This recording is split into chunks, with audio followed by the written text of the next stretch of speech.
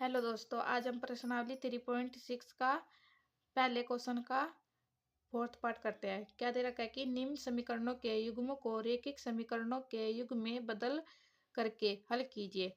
यानी जो एक बटे में दे रखे हैं ना भिन्न के रूप में, इसको हमें क्या करना है, पहले रैखिक समीकरण बनाना है। ठीक है, रैखिक समीकरण क्या होता है, एक लाइन में, और फिर उसको हल करना है। यानी एक्स और वाई का मान हमें ज्ञात करना है। बहुत सिंपल सा सवाल है। प्रश्नावली हमारी 3.6 का चौथे का फोर्थ पार्ट क्या है, 5/में x-1 प्लस 1/y-2 और बराबर है 2। ठीक है, और दूसरा समीकरण क्या है, 6/में x-1 माइनस 3/में y-2 बराबर है 1 के। ये हमारा क्वेश्चन है, इसको हम हल करते हैं।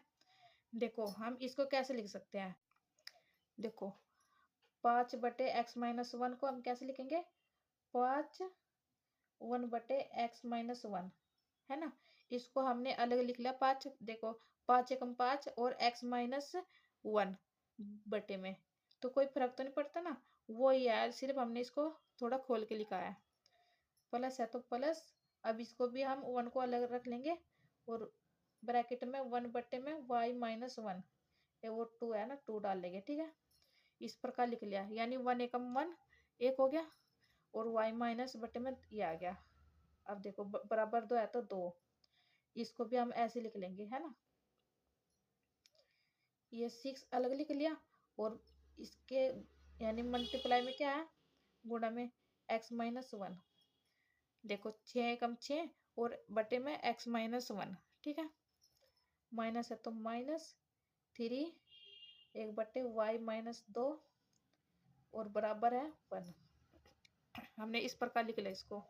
अब हम क्या लिखेंगे, 1/x-1 1/x-1 बटे में। ठीक है, ये सेम संख्या होगी और ये वाली सेम संख्या होगी, तो इसको हम क्या लिखेंगे, 1/x-1 को हम a मान लेंगे और इसको b मान लेंगे। ठीक है, यानी 5a हो जाएगा और ये b हो जाएगा, यहाँ पर ये a और ये b। ठीक, तो हम इसमें लिखते हैं, माना 1/x-1 है जो, इसमें हम क्या लिखेंगे, इसकी जगह हम a रख लेंगे, है ना, और 1/y-2 है जो ये वाला, तो इसकी जगह हम रख लेंगे b रखने पर।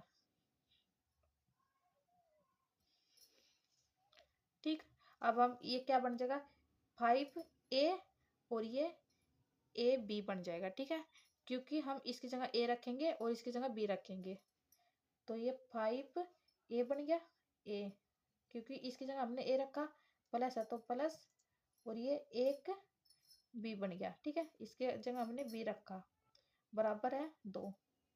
इसी प्रकार इसको करेंगे, 6a माइनस है तो माइनस 3b और बराबर है 1।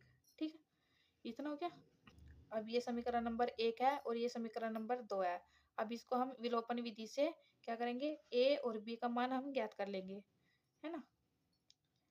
तो लिखते हैं 5a प्लस b, ठीक, बराबर है 2। समीकरण नंबर 1 और ये समीकरण नंबर 2, 6a माइनस 3b बराबर है 1 के।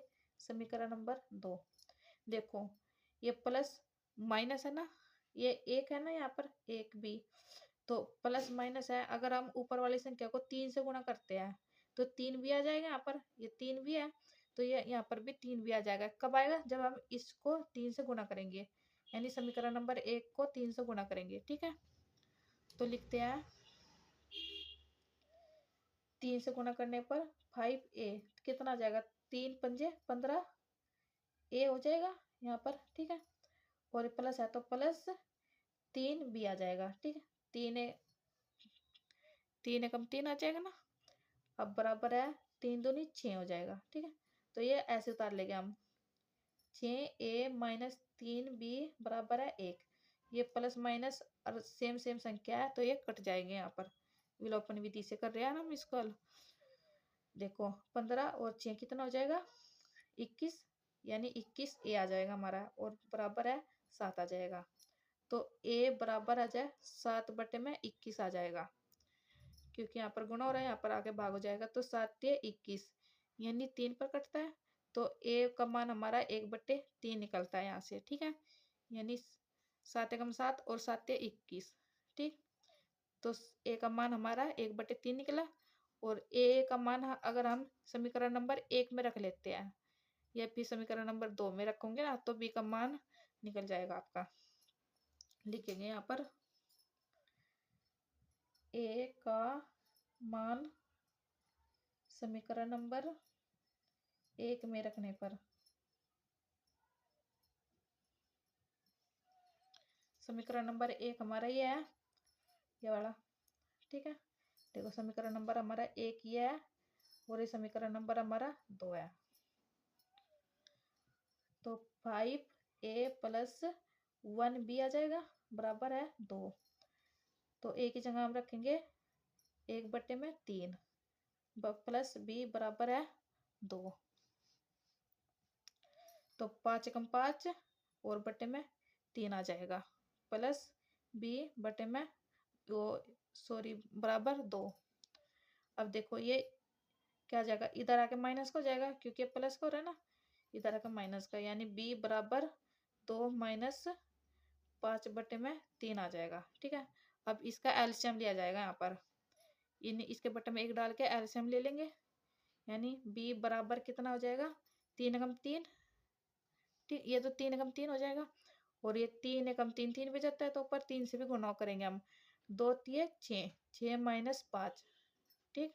अब b बराबर कितना, 6 में से 5 गए 1, और बटे में कितना है 3, तो 1/3 हमारा b का मान निकल गया है ना। यहाँ पर a का मान और b का मान निकला, ठीक।